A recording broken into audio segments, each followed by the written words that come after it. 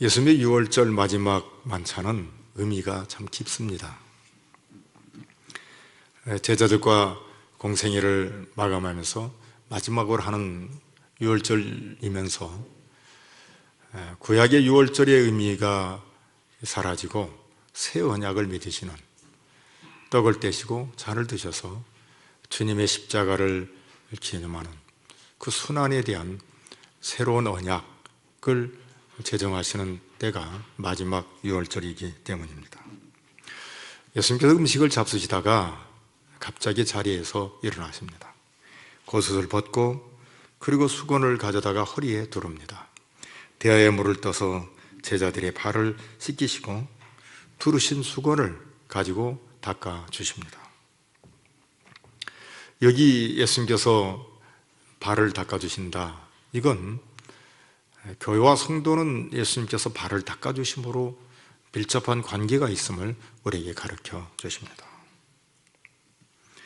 내가 선생과 주로서 너희 발을 씻었으니 너희도 서로 발을 씻어주는 것이 옳다 말씀하신 주님이십니다. 교회는 더러운 발을 내놓을 수 있어야 하고 더러운 발을 씻어줄 손이 있어야 됩니다. 교회는 손을 감추고 발을 감추는 것이 아닙니다. 언제든 발도 손도 내밀고 그리고 닦아주고 그리고 언제든지 위에서 섬길 수 있어야 됩니다. 교회는 어느 발이든 비록 그 발이 몹시 더럽다 할지라도 내밀어도 부끄럽지 않고 손을 내밀어서 닦아주더라도 교만하지 않는 그런 교회, 언제든지 나의 잘못을 지적할 수 있고 또 지적을 받아도 그것이 부끄럽지 않고 화나지 않고 당연하게 받아들일 수 있는 그런 교회, 그런 교회가 얼마나 은혜롭겠습니까? 오늘 우리 교회가 그런 교회가 되기를 바랍니다. 오늘 예수님은 몹시 힘들어 하십니다. 21절에 보면 심령이 괴로워하셨다 이렇게 말씀해 주십니다. 왜냐하면 제자 중 하나가 자기 자신을 팔 것을 예수님께서 하셨기 때문입니다. 18절에 보면은 주님께서 참 가슴 아픈 얘기를 하셔요. 그 부분을 우리 같이 한번 읽어보겠습니다. 내가 너희 모두를 가르쳐 말하는 것이 아니니라. 나는 내가 택한 자들이 누구인지 알미라. 그러나 내 떡을 먹는 자가 내게 발꿈치를 들었다 한 성경을 응하게 하려는 것이니라. 아멘. 예수님이 12명의 제자를 선택하십니다. 그런데 그 가운데 다 선택하지 않고 유다를 뺀 것을 말해줍니다. 요한복음 60장 70절 71절에도 보면은 똑같은 내용을 이미 오늘은 13장인데 일찍이 이렇게 말씀하셨는데 이 부분도 우리 같이 한번 읽어보겠습니다. 예수께서 대답하시되 내가 너희 12를 택하지 아니하였느냐? 그러나 너희 중에 한 사람은 마귀니라 하시니 이 말씀은 가롯 시몬의 아들 유다를 가리키심이라. 그는 12 중에 하나로 예수를 팔 자라라.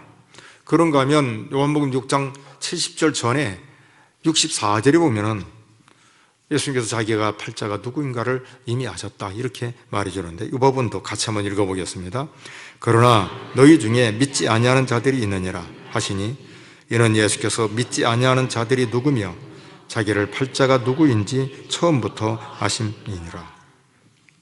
여러분, 이런 부분들을 읽으면 섬찟섬찟합니다. 걱정이 되고 염려가 되고 똑같이 이 땅을 살아가는데 누가 선택받았는 사람인가, 누가 선택받지 않은 사람인가 불안한 마음도 들어요. 이런 면에서 오늘 본문은 상당히 중요한 본문이라고 생각합니다.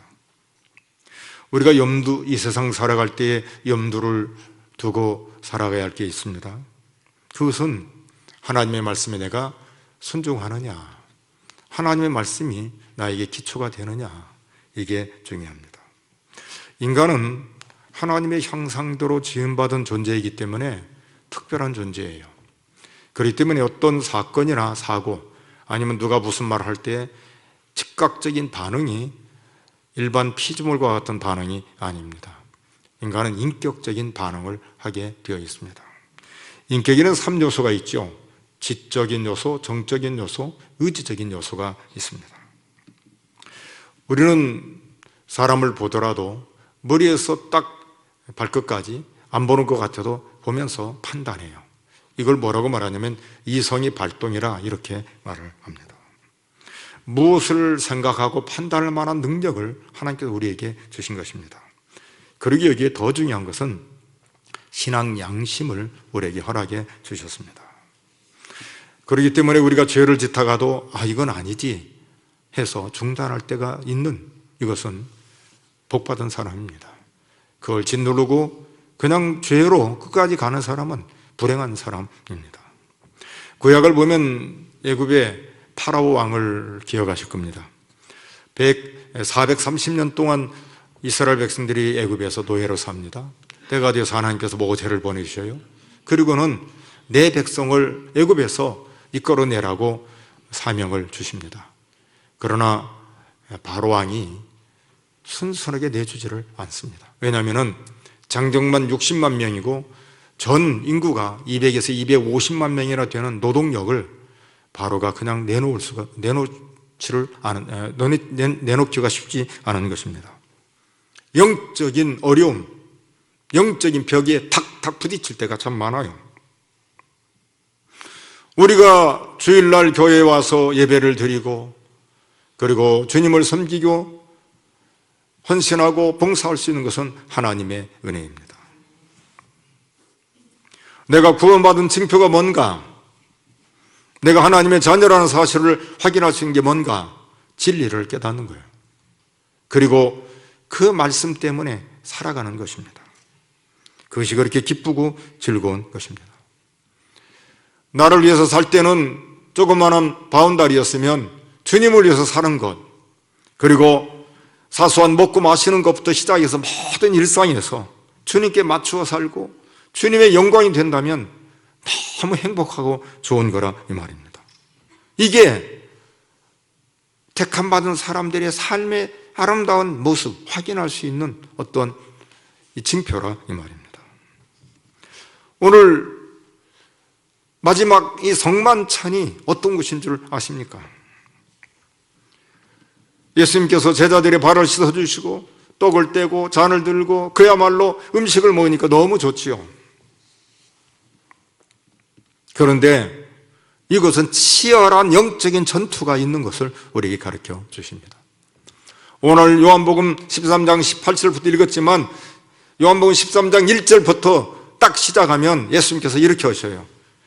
하나님이 세상에 있는 자기 사람들을 사랑하되 끝까지 사랑한다. 1절을 우리 같이 한번 읽어보고 2절도 바로 이어서 읽겠습니다. 6월절 전에 예수께서 자기가 세상을 떠나 아버지께로 돌아가실 때가 이른 줄 아시고 세상에 있는 자기 사람들을 사랑하시되 끝까지 사랑하시니라. 어떻게 사랑해요? 끝까지 사랑해요. 근데 2절을 보면은 확 반전이에요. 같이 읽어보겠습니다. 마귀가 벌써 시몬의 아들 가룟 유다의 마음에 예수를 팔려는 생각을 넣었더라. 여러분 소사라치게 놀랍지 않아요? 여러분 충격이잖아요. 예수님께서 세상에 있는 사람들을 사랑하실 때 끝까지 사랑하시는데 2절을 딱 보면은 반전이에요. 마귀란 놈이 12제자 중에 하나를 딱 집어가지고 가룟 유다에게 예수님의 팔 생각을 벌써 놓은 거예요. 겉으로 보기에는 화목합니다. 예수님께서 제자들을 사랑하시되 끝까지 사랑하시고 음식을 먹고 떡을 떼고 잔을 드니까 그야말로 그 분위기가 너무 좋은 거예요. 화평하고 은혜롭고 여기에 예수님께서 제자들의 발을 이렇게 씻어주시잖아요. 그러니 한껏 그 분위기가 달아오르는 거죠. 그런데 6월절 만찬 배후에는 누가 있냐면 사탄이 있다는 사실이에요. 하나님의 아들인 예수님과 하나님 원수인 사탄, 이 둘 영적인 전쟁이 지금 치열하게 이루어가고 있는 것을 우리에게 보여줍니다. 그런데 12제자 중 11명은 아무것도 몰라요. 영적인 전쟁이 있는지, 얼마나 치열한 이 긴장이 있는지를 아무도 모릅니다. 성경을 잘 보시면 예수님과 이 사탄이 각을 세워가지고 치열하게 부딪히는 걸 보게 됩니다. 예수님은 사랑하셔서 제자들의 발을 씻겨주는데, 사탄은 예수가 미워서 가룟 유다로 하여금 배신하게 만듭니다. 예수님은 끝까지 사랑하시는데 사탄은 벌써 유다의 마음에 예수님을 팔려는 생각을 넣은 것입니다. 예수님의 사랑의 행위와 사탄의 미움의 행위가 나란히 이렇게 진행되는 것을 보게 됩니다. 그런데 예수님의 사랑과 사탄의 미움이 병행하지만 벌써 준비한 미움이 예수님께서 끝까지 이루는 사랑을 방해할 수 없다는 사실입니다. 벌써 예수님 팔려는 생각을 유다에게 넣었어요. 벌써. 여러분, 성경을 잘 보시면 충격이 충격. 닭살이 오르고, 와! 어떻게 이렇게 기록할 수 있을까? 어떻게 이렇게 긴장감인데 이 적절한 단어를 한마디 썼는데 이렇게 확 바뀔 수가 있을까? 사탄이 아무리 방해해도 벌써 했지만 예수님의 사랑은 끝까지 가는 거예요. 사탄의 미움은 벌써지만 예수님의 사랑은 끝까지 가는 거라 이 말입니다. 사탄의 미움은 예수님의 끝까지의 사랑을 막을 수가 없습니다. 벌써는 예수님의 끝까지를 이길 수가 없습니다. 벌써는 이미 지나간 거고 끝까지는 언제나 남아있는 것을 우리에게 가르쳐 주십니다. 사탄의 미움은 잠깐이고 예수님의 사랑은 영원한 것을 우리에게 가르쳐 주십니다. 사탄의 미움은 지나갑니다. 벌써 지나가요. 그러나 예수님의 사랑은 끝까지 다가옵니다. 예수님의 사랑이 끝까지 다가오기 때문에 계속적으로 2000년이 지났는데도 불구하고 여전히 예수님의 사랑이 우리에게 다가오고 있는 거라 이 말입니다.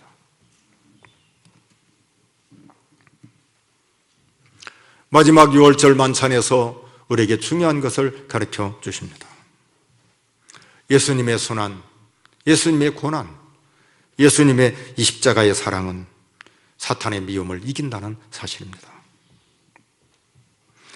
예수님의 순환, 예수님의 십자가는 사탄의 미움이 약한 것을 우리에게 가르쳐주고 예수님의 사랑이 얼마나 강한가를 우리에게 가르쳐 주십니다.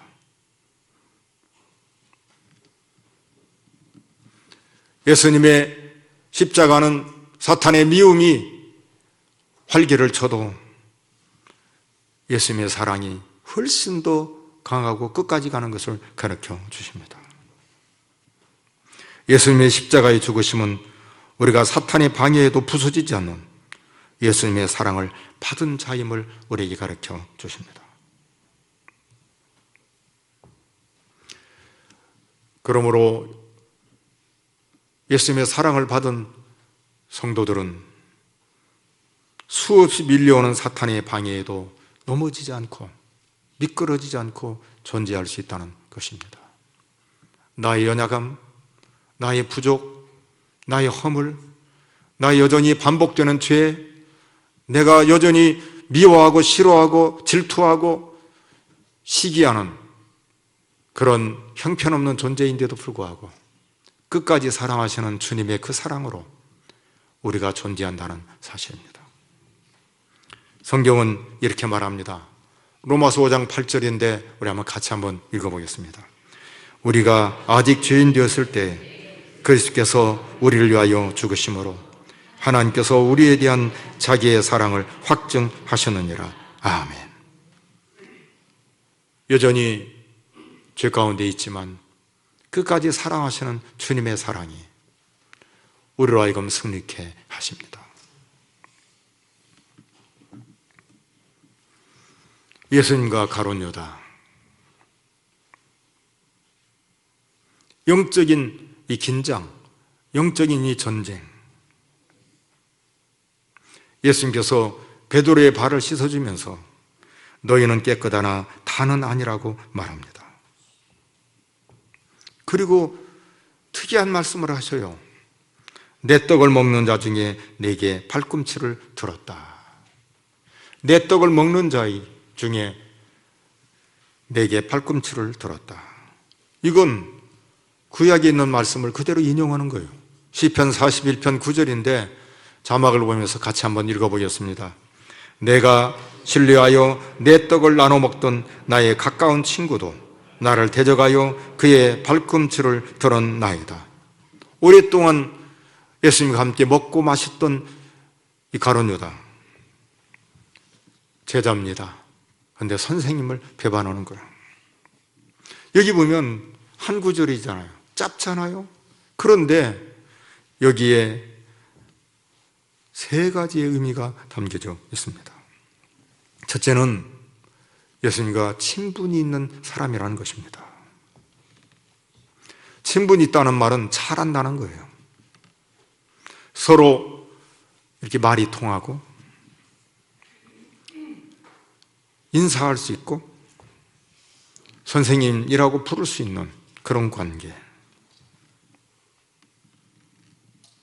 그런데 발꿈치를 들었다는 거예요. 두 번째는 예수님의 신뢰하는 사람입니다. 믿었기 때문에 재정을 맡기고 살림살이를 맡기고 그런 교분이 있는 신뢰하는 사람인데 예수님께 발꿈치를 들었다는 사실입니다. 세 번째는 함께 떡을 먹는 사람이라고 말합니다. 떡을 먹는다, 식탁에서 서로 바라보면서 마주보면서 떡을 먹는다, 친밀한 관계를 말합니다. 여러분, 껄끄러운 사람하고는 밥 먹기가 싫잖아요. 그런데 식탁에서 함께 떡을 먹는 사람, 친밀한 관계입니다. 스승과 제자요, 랍비라고 말할 수 있을 만한 그런 친밀한 관계, 식탁에서 마음을 터놓고 그렇게 말할 수 있는 관계, 물질을 맡길 수 있는 그런 관계. 그런데 이런 친밀한 관계를 가진 사람이 발꿈치를 들었다. 어떤 그룹에서 누가 한 사람 배반하면 어떻게 되죠? 나머지 10명 중에 한 명이 배반하면 어떻게 되죠? 9명이 툭 떨어져서 그럴 수가 있을까? 한다 이 말이죠. 그런데 예수님은 그게 아니라는 거예요. 절대로 꺾이지 않는다. 그 한 사람 때문에 좌절하거나 낙심하거나 포기하고 싶은 마음 절대 없다. 유다의 배신에도 예수님의 사랑은 변하지 않고 포기하지 않고 꺾이지 않고 끝까지 가는 사랑이다. 이걸 우리에게 가르쳐 주십니다. 아무리 세상이 속이고 변한다 할지라도 하나님의 사람들을 사랑하는 하나님의 사랑은 변함이 없다. 또 하나가 있어요. 이건 참 중요한 부분이에요. 가룟 유다의 배반에도 배신에도 제자들 사이에서 사랑이 파괴되어서는 안 된다는 사실입니다. 10명 중에 한 명이 있어요. 12명이 해야지. 12명 중에 한 명이 배반을 했어요. 11명이 막 화를 내고 분노하고 막 저럴 수가 있을까 하고 우리 중에 누가 또 배반하는 거 있어 하고 이렇게 갈라지는 게 아니라 한 사람 때문에 나머지가 깨지는 게 아니라 이 사랑이 파괴돼서는 안 된다. 한 사람이 배반했다 할지라도 나머지 11명은 똘똘 뭉쳐서 그 사랑을 유지하고 나가야 그것을 우리에게 가르쳐 주십니다. 변절자가 생기면 이게 나도 모르게 전염이 자꾸 되는 거예요. 변절자가 생기면 큰 시험거리고 분노케 만드는 거라 이 말입니다. 배신, 그것은 제자들로 하여금 하나가 되는 걸 파괴하는 거라 이 말입니다. 그런데 발을 씻겨주고 사랑하시는 주님은 서로 이 제자들이 사랑이 파괴되어서는 안 되는 이걸 우리에게 가르쳐 주십니다. 이건 오늘 이 시대를 살고 있는 저와 여러분들에게 대단히 중요한 걸 가르쳐 줍니다. 어디에서 무슨 소문을 듣고 사건이 터지고 누가 무슨 일을 하고 했을 때 그것 때문에 막 헉! 하고 하지 마라 이 말이에요. 오히려 불쌍히 여기는 마음을 가지고 그것 때문에 오히려 더 우리가 예수 더 잘 먹여야 한다, 더 교회답게 더 잘 이루어가야 한다, 더 우리는 주님의 사랑으로 더 믿음 생활 잘해야 한다, 이런 마음을 가져야 된다 이 말이죠. 그런데 그 말이 맞아요. 진짜 예수쟁이는 그렇게 바뀌어져요. 그래, 이런 시대일수록 더 예수 잘 믿어야지, 맞았어, 나라도 더 헌신해야지, 나라도 더 정말 주님의 뜻을 더 잘 받들어 나가야지. 이게 진짜 예수 믿는 사람들에게 이렇게 역으로 하나님께서 우리에게 주신다는 사실입니다. 우리 교회가 그렇게 되기를 바랍니다. 예수 믿는 성도는 어떤 상황에서도 끊임없이 서로 사랑해야 합니다. 가룟 유다의 행동을 한번 잘 보십시오. 너희 중에 하나가 나를 팔리라. 그러니까 제자들이 서로 의심해요. 그리고 예수님께 묻습니다. 주여 누구니이까? 그럴 때 예수님께서 내가 떡 한 조각을 적셔다 주는 자가 그니라 하시고 곧 한 조각을 적셔서 가롯 시몬의 아들 유다에게 주셨다 그랬어요. 그런데 그럼에도 불구하고 제자들이 아무도 몰라요. 왜 그럴까요? 그때까지도 예수님께서 은밀하게 가룟 유다만 깨닫도록 말씀하고 있는 거예요. 여러분, 사람이 한번 자기 사고의 틀이 굳어지면 아무리 이게 진짜라고 말해도 믿지를 못해요. 그건 안 됩니다 해도 깨닫지를 못해요. 이게 인간입니다. 오늘 제자 가룟 유다, 다른 제자들이 모르도록 그렇게 은밀하게 말을 하는데 깨닫지를 못해요. 결국은 예수님께서 폭로할 수밖에 없습니다. 가룟 유다에게 말합니다. 내가 하는 일을 속히 하라. 내가 하는 일을 속히 하라. 예수님과 가룟 유다, 끝까지 가룟 유다를 향해서 깨닫도록 사인을 주지만 깨닫지를 못하고 사탄에게 그 마음을 주고 맙니다. 그런데 여기 우리에게 주시는 중요한 교훈은 주님의 사랑이 우리를 결코 놓지 않는다는 사실입니다. 그리고 교회가 예수 믿는 성도들이 어떻게 가야 할까를 가르쳐 주십니다. 사랑을 잃어버리지 않아야 된다는 사실입니다. 교회는, 예수 믿는 성도는 사랑을 가지고 있어야 된다는 사실입니다. 여러분, 잘 생각해 보십시오. 저도 그렇고 여러분도 그렇고 교회 하면 뭐가 떠올라요? 1번 싸움, 2번 도둑질, 3번 사랑. 사랑이에요. 이게 교회가 되어야 되는 거예요. 그런데 이 사랑은 예수님께서 끝까지 사랑하심으로 이루어진다는 사실입니다.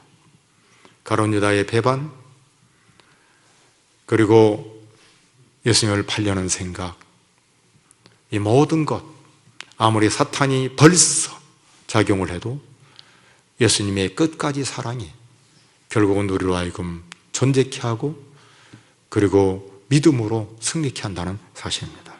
예수 믿는 성도는 어떤 상황에서도 끊임없이 서로 사랑해야 합니다.